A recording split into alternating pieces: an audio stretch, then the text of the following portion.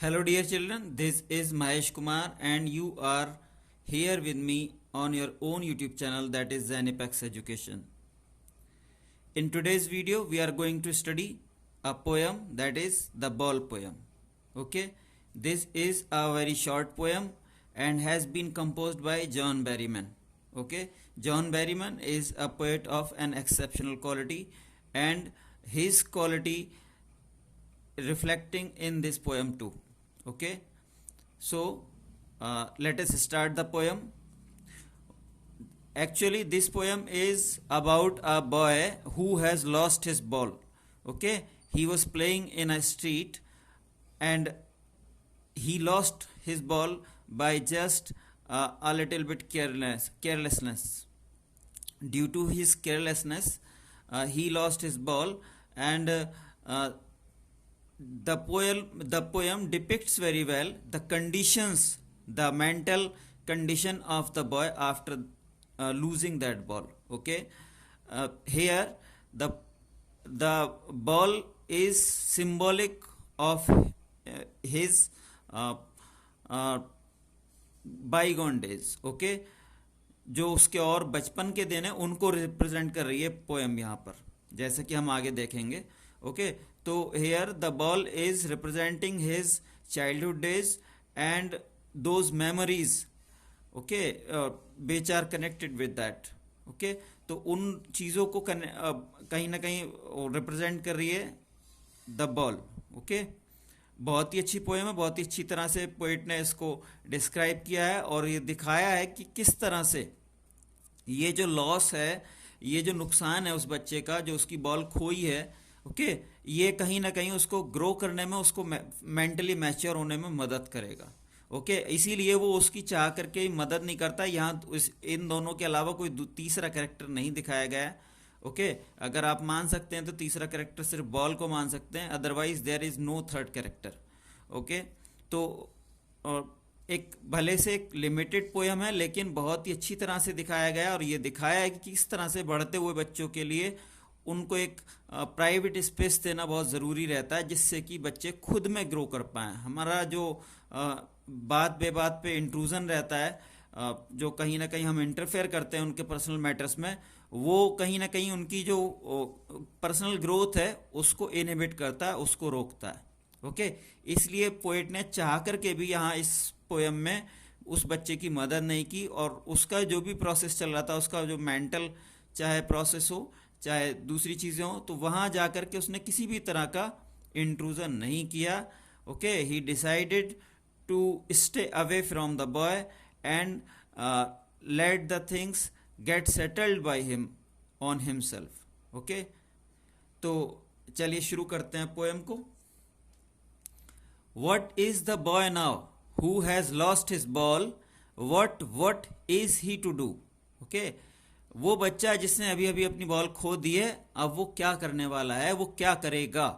I saw it go merrily bouncing down the street and then merrily over there. It is in the water. Okay, मैंने खुद देखा है उस ball को, उस गेंद को हंसी खुशी से उछलते हुए, गली में जाते हुए, और फिर गली में जाते जाते उछल करके वो वहाँ पानी में चली गई है, पानी में गिर गई है. ओके, और पानी में भी ऐसी जगह से गिरी है जहाँ से कि वो रिट्रीव नहीं कर सकता उसको, जहाँ से कि वो उसको वापस नहीं ले सकता. ओके, कई बार आपको गली से तो ये लगेगा कि नाली में गई तो नाली में से बॉल उठाई जा सकती है, लेकिन ये सिर्फ नाली में नहीं गई बल्कि कुछ ऐसी जगह पे गिरी है, ऐसी जगह पानी में गिरी है जहाँ से कि वो उसको उठा नहीं सकता.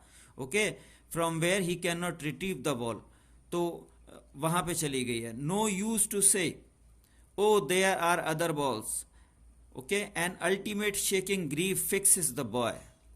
तो आगे पोएट कहता है कि अगर हम ये कहें, अरे बेटा तुम्हें दूसरी बॉल मिल जाएगी, है ना, इसकी चिंता मत करो, ये गई सो गई, जाने दो, तो इसका कोई यहाँ पे औचित्य नहीं है, इसका कोई यहाँ पे यूज नहीं है.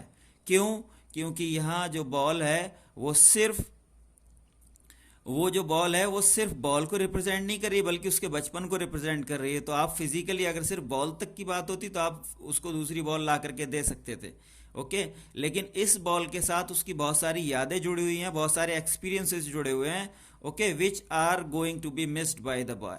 Okay, therefore the ball is irreplaceable, है ना, उस बॉल की जगह कोई नहीं ले सकता। आप नई बॉल तो ला करके दे सकते हैं, लेकिन एकदम से इस बॉल के साथ जो उसकी यादें जुड़ी हुई थी, जो एक्सपीरियंसेस जुड़े हुए थे, हो सकता है उसको किसी ने वो बॉल गिफ्ट की हो, है ना, तो वो सारी चीजें आप कहाँ से लेकर के आओगे।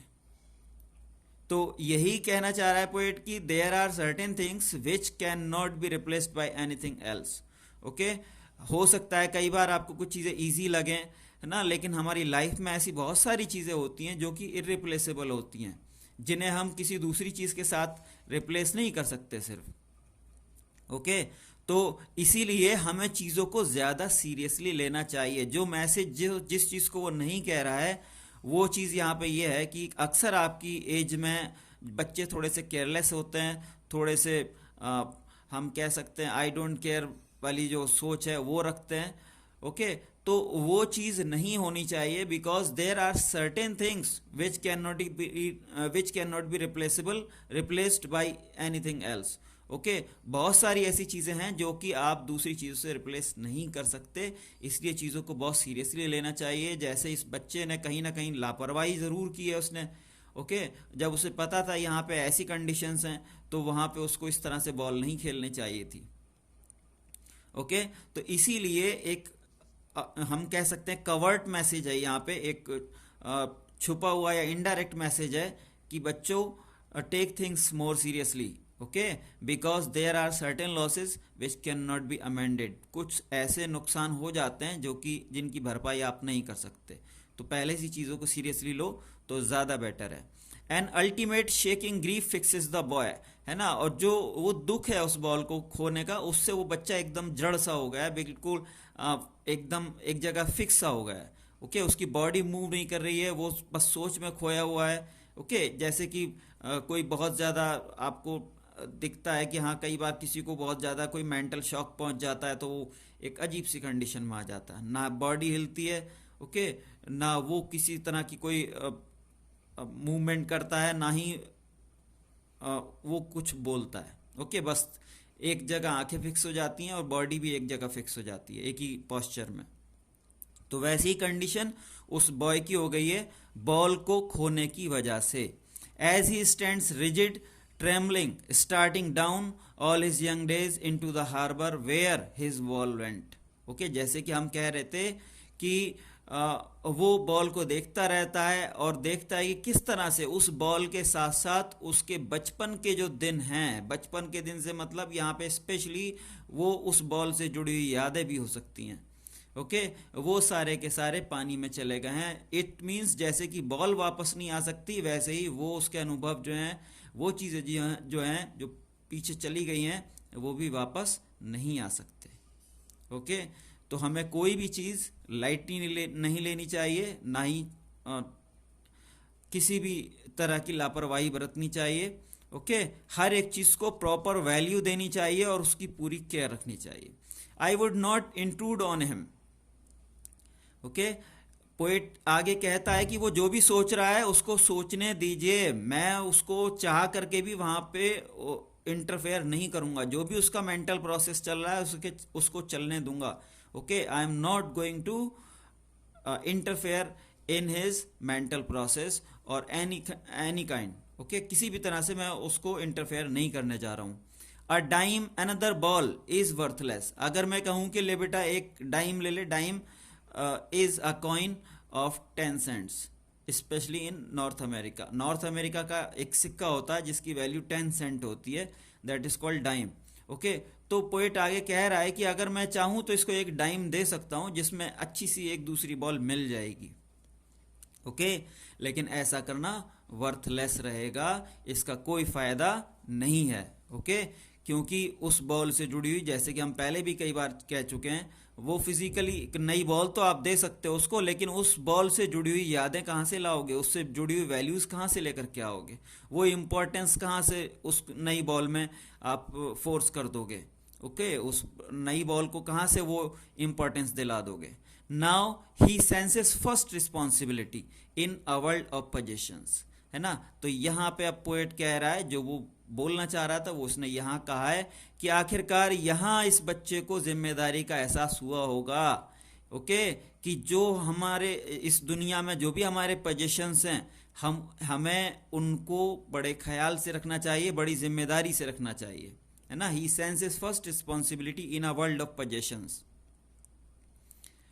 जो हमारी चीज़ें हैं, जो हमारा सामान है, ओके, जो है हमारे लोग हैं, हमारे रिश्तेदार हों, हमारे फैमिली मेम्बर्स हों, ओके, वो हमारे लिए इनवैल्यूएबल हैं and we should take care of them. Okay, कहीं ऐसा ना हो कि बहुत देर हो जाए। ओके, तो समय रहते उनके प्रति सेंसिटिविटी जगानी चाहिए, उनका ख्याल रखना चाहिए। ओके, और यहाँ बॉल के लॉस से बच्चे को एक बहुत बड़ा सबक मिल रहा है कि इन चीज़ों को ध्यान रखो, केयर से रखो। ओके, इनके साथ कोई लापरवाही नहीं होनी चाहिए, चाहे वो हमारी फिजिकल बॉल जैसी कोई छोटी मोटी वैल्यू की चीज़ें हों, या फिर हमारे फैमिली मेम्बर्स हों, या हमारी कुछ भी ऐसी यादें या दूसरी ऐसी जुड़ी हुई चीज़ें। Okay, people will take balls, balls will be lost always, a little boy. Okay, तो आगे फिर पोएट कह रहा है कि देखो आप बॉल्स खरीद सकते हो, बॉल्स मीन्स कोई भी पोजेशंस। Okay, balls are not here, balls is not limited with the ball specially. Okay, यहाँ सिर्फ बॉल का मीनिंग सिर्फ बॉल तक सीमित नहीं है, बल्कि यहाँ बॉल सिंबॉलिक वे में यूज किया गया है पोजेशंस के लिए। तो पीपल विल टेक बॉल्स, है ना, लोग अपने पोजेशंस खरीद सकते हैं, सामान खरीदेंगे, लगातार खरीदते रहते हैं, ऐसी रिश्तेदारियां बनती हैं, नए नए संबंध बनते हैं, नई दोस्तियां बनती हैं। ओके, लेकिन वो जिस तरह से खरीदेंगे, जिस तरह से नए संबंध बनाएंगे, वैसे ही कहीं ना कहीं वो चीज़ें एक दिन बिछड़ती भी हैं। यहाँ एक और वाइडर मैसेज देना चाह रहा है पोएट कि जो भी चीज़ हमारे पास है कहीं ना कहीं वो एक दिन खोनी भी है, जैसे गीता का मैसेज है। ओके, गीता में क्या कहते हैं कि आप क्या लेकर के आए थे जिसका गम कर रहे हो, है ना। जो कुछ है यहाँ मिला है, जो कुछ है जो मिला है वो ख़त्म भी होगा, है ना। जो चीज़ बनी है दुनिया में वो ख़त्म भी ज़रूर होनी है, एक ना एक दिन एंड होना है। तो कई बार जैसे कि लोग कुछ अपने अपनों के जाने से, है ना, या कुछ और दूसरी चीज़ों से ज़्यादा ही दुखी हो जाते हैं, और कई बार अपनी ज़िंदगी को भी ख़राब करने लगते हैं, या एक जो बैलेंस होना चाहिए उसको खो देते हैं, ओवरवेमिंग हो जाते हैं। वो ग्रीफ, वो दुख उन पे हावी हो जाता है, उनके कॉन्शियंस पे हावी हो जाता है बुरी तरह से, एंड इट स्ट्रक्स देम और knocks them off the balance. Okay, तो उस चीज़ के लिए यहाँ टीचिंग है एक तरह से कि नहीं, आपको थोड़ा इतना कंट्रोल करना चाहिए। आपको ऐसे छोटे मोटे नुकसान जब लगेंगे तो आपको अपने आप को संभालना आएगा, है ना, क्योंकि ये सच्चाई है, जो चीज़ मिली है, जो चीज़ आई है, वो चीज़ ख़त्म भी होनी है। ओके, तो ये दुख परेशानियां तो लगी रहेंगी, आना जाना तो चीज़ों का लगा रहेगा। आप भी इनके प्रति एक बैलेंस्ड आउटलुक डेवलप करो, है ना, और किसी भी चीज़ से बहुत ज़्यादा दुखी मत हो, little boy. And no one buys a ball back, है ना, और कोई भी दूसरा आपको बॉल वापस खरीद के नहीं दे सकता। वही चीज़, बॉल से मतलब यहाँ फिर से बॉल तक नहीं है, बल्कि वो जो चीज़ें हैं, वो जो एक्सपीरियंसेस हैं। मनी इज़ एक्सटर्नल, मनी की तो कोई वैल्यू ही नहीं है यहाँ पे, है ना। यहाँ मनी जो है, जैसे कि आपको कई बार लगता है, देखिए यहाँ फिर से डबल शिक्षा है आपके लिए कि कई बार आप मनी को बहुत ज़्यादा ही वैल्यू देने लगते हो, है ना। तो वैसा भी नहीं है, सब कुछ पैसा नहीं होता, पैसा बहुत ज़रूरी है, but money is not everything. Okay, बहुत ज़रूरी है लेकिन सब कुछ पैसा नहीं है। He is learning well behind his desperate eyes the epistemology of loss, how to stand up, knowing what every man must one day know and most know many days how to stand up, है ना। तो आखिरकार ये ball के खोने से ही सही, लेकिन बच्चा अपनी ज़िंदगी का एक बहुत ही इम्पोर्टेंट लेसन सीख रहा है, एक बहुत ही इम्पोर्टेंट सबक सीख रहा है, और वो क्या है, वो ये कि कैसे अपने दुखों को पार पाया जाता है, कैसे अपने दुखों को कंट्रोल किया जाता है ना, और हर हाल में आगे बढ़ा जाता है। We can not be limited और we can not be overwhelmed, we can not actually, हम असल में किसी भी दुख से या पर किसी भी परेशानी से इतने ज़्यादा ऑफ द बैलेंस हो जाएं, ये हम अफोर्ड नहीं कर सकते। Okay, we can not afford to be overwhelmed by anything और एनी लॉस। ओके, हमें उनको रिकवर करना ही करना है, हमें वापस अपना मेंटल बैलेंस हासिल करना ही करना है, और चीज़ों को छोड़ करके आगे बढ़ना है ना। Knowing what every man must one day know, है ना। तो वो बच्चा वही सीख रहा है जो हर एक व्यक्ति को एक दिन सीखना ही पड़ता है। तो जितनी जल्दी वो भले से एक छोटी सी बॉल के नुकसान से ही सीख ले, ये एक तरह से भले से इस समय बच्चे को ज़्यादा बड़ा नुकसान लग रहा हो वो, लेकिन वो ये नुकसान कोई बहुत बड़ा नुकसान नहीं है ना, बल्कि वो एक छोटे से नुकसान से एक बहुत बड़ा सबक सीख रहा है ज़िंदगी का। Okay, and most know many days how to stand up. और जैसा कि अधिकतर लोग एक न एक दिन सीखते ही हैं किस तरह से ठोकरें खा करके फिर से उठा जाता है, फिर से संघर्ष किया जाता है, वही चीज़ बच्चा सीख रहा है। ओके, तो ये थी आपकी पोएम की समरी, एक तरह से उसका मीनिंग, उसका एक्सप्लेनेशन। इसके बाद हम देख लेते हैं कि आखिरकार कौन कौन सी पोएटिक डिवाइसेस हैं जो यहाँ पे यूज़ हुई हैं। पहली चीज़ तो ये कि ये फ्री वर्स में लिखी गई है, इसकी कोई राइमिंग स्कीम नहीं है ना। जैसे हम पहले भी किसी एक पोएम में कहा था कि अगर किसी की राइमिंग स्कीम चेक करनी होती है तो उसके लास्ट के जो वर्ड हैं उनकी साउंड्स को देखते हैं, उनकी लाइंस में हर एक लाइन का जो लास्ट के वर्ड है उनकी क्या साउंड है उनको देखते हैं। अगर कोई भी दो साउंड, पहली साउंड को हम ए नाम दे देते हैं, ओके, और दूसरी साउंड अगर उससे मैच कर रही है तो उसको भी ए नाम देंगे, या तीसरी में भी अगर मैच कर रही है, जहाँ भी मैच कर रही है, तीसरी चौथी में, एक ही स्टैंजा में अगर कहीं भी कोई दूसरी लाइन मैच कर रही है उसकी साउंड को, तो उसको वही नाम देते हैं। अदरवाइज हर बार में नया नाम देते हैं। तो यहाँ अगर आप चेक करेंगे, यहाँ बॉल है, यहाँ गो, देन, वाटर, बॉल्स, वॉय, डाउन, तो कोई भी दो लाइन आपस में वो मैच नहीं कर रही, उनकी साउंड्स मैच नहीं कर रही, वो राइम नहीं कर रही है, को राइमिंग नहीं है वहाँ पे। इसीलिए this poem has been composed in free verse. Okay, इसके अलावा कुछ दूसरी पोएटिक डिवाइसेस देख लेते हैं। पहली चीज़, इसमें एनाफोरा है। एनाफोरा कब होता है? जब किसी भी पोएम की किन्हीं भी दो कंटिन्यूस लाइंस में एक ही वर्ड रिपीट होता है। जैसे यहाँ पे वट वट है, पहली चारों लाइनों में यहाँ सेम कहीं ना कहीं वो सेम वर्ड्स रिपीटेड हैं। पहले दो लाइंस में वर्ड रिपीट है, तो नेक्स्ट टू में मैरी मैरीली। ओके, तो यहाँ पे एनाफोरा है। इसके साथ ही साथ यहाँ पे इंजैममेंट भी है। ओके, इंजैममेंट कब होता है? जब कोई एक सेंटेंस एक लाइन से ज़्यादा में कंटिन्यू करता है, ओके, लेकिन पोएट उस सेंटेंस के लिए कोई जहाँ पे वो लाइन ख़त्म होती है वहाँ पे कोई भी पंक्चुएशन मार्क यूज़ नहीं करता। जैसे कि यहाँ से ये सेंटेंस शुरू हुआ, I saw it go merrily bouncing down the street, okay, और ये यहाँ पे आकर के एंड होता है। सेंटेंस 3 लाइन में लगभग चल रहा है, लेकिन यहाँ जो लास्ट में लाइंस हैं, इनके लास्ट में कोई पंक्चुएशन मार्क यूज़ नहीं किया गया, इसलिए यहाँ पे इंजैममेंट है। ओके, दूसरा पर्सोनिफिकेशन है। मैरीली बाउंसिंग, खुशी से कूदते हुए, खुशी से उछलते हुए दिखाया गया बॉल को, ओके, जो कि एक मानवीय गुण है, एक जीवित जो चीज़ें हैं उनका गुण है ना, खुशी से उछलना। तो ये बॉल तो जीवित चीज़ है नहीं, तो इसीलिए यहाँ पे पर्सोनिफिकेशन है।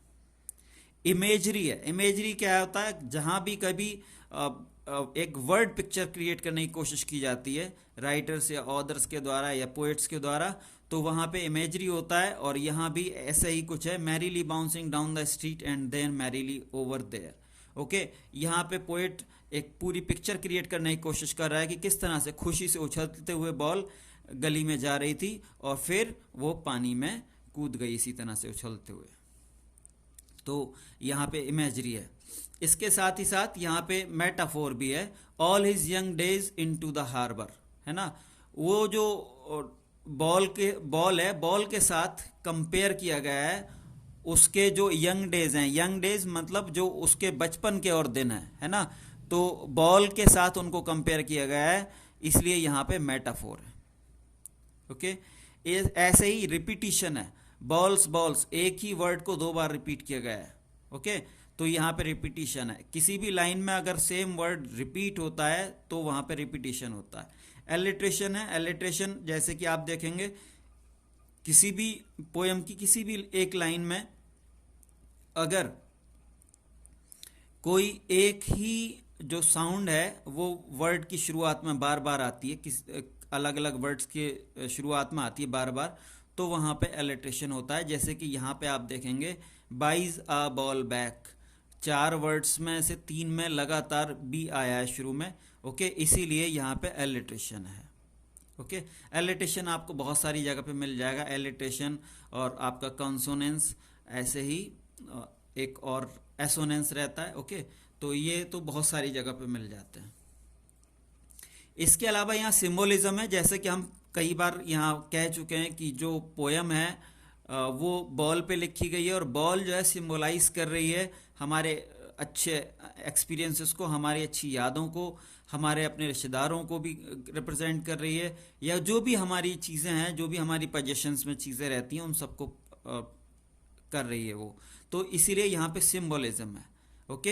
एपोस्ट्रोफी है, एपोस्ट्रोफी कहाँ होगा, जब आप किसी को आवाज़ देने की जैसी बात करते हो, या हम कह सकते हैं डायरेक्ट संबोधन करते हो, है ना, हिंदी में अगर कहें तो ऐसे ही यहाँ पे ओ से साउंड आती है इसकी generally, O there are other balls, है ना। हम उसको बच्चे को एक तरह से आवाज़ दे कह रहे हैं कि अरे बेटा क्यों चिंता कर रहे हो, है ना, बहुत सारी बॉल्स हैं, आपकी ये बॉल खो गई, कोई बात नहीं, हम दूसरी बॉल दिला देंगे, ओके। तो ओ से जहाँ भी कभी इस तरह से कोई पार्ट ऑफ सेंटेंस या सेंटेंस बनता है तो वहाँ पे अपोस्ट्रोफी रहता है, ओके।